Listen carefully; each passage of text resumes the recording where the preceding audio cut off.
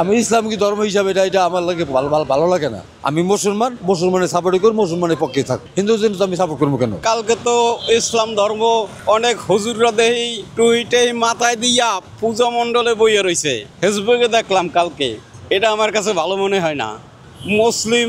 মুসলমান হইয়া হে অন্ত যাওয়াটাই হের অপরাধ। হে মুসলমান অন্য ধর্মেতে যাইব কা? ভালো চোখে দেখে না এটা।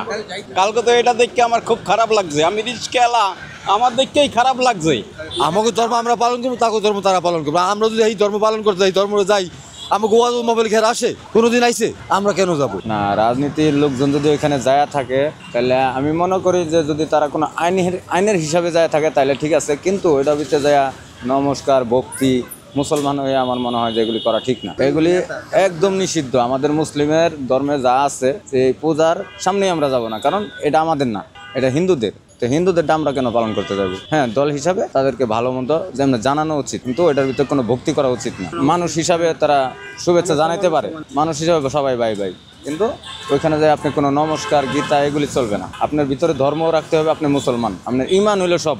ইসলাম নাম দিয়া যদি এইখানে যদি না চালাইতে পারে, না মানুষকে শান্তি দিতে পারে, তাহলে তো ওই ইসলাম করে লাভ হইলো না। মানুষকে শান্তি দিতে হবে, ইসলাম বলতেই শান্তি। আপনি শান্তি যদি না দিতে পারেন, আর আপনি দেখা গেছে ইসলামে এখন আপনি দল গঠন করে আমরা সরকার হয়েছেন, হয়ে যদি আপনি মনে করেন যে পিছনের যত জাল আছে সব উঠাম, তাহলে তো দেশের জনগণের ক্ষতি হবে, টাকার ক্ষতি হবে। এখন জানি না তারা যদি আসতে পারে কি করবে, তারাই জানে। আমি তো এটা বুঝবোই না ঠিক মতো যে জিনিসটা কি, পিয়ার কাকড়া বলে পিয়ার ইটা কি, আমি এটা তো বুঝবোই না। তাহলে আমি ওইটা কিভাবে কি করব? আমি এটা বুঝতেছি যে আওয়ামী লীগ বিএনপি আমরা এটা বুঝতেছি, ওই হিসাবে মনে করেন আমরা চলাফেরা করি।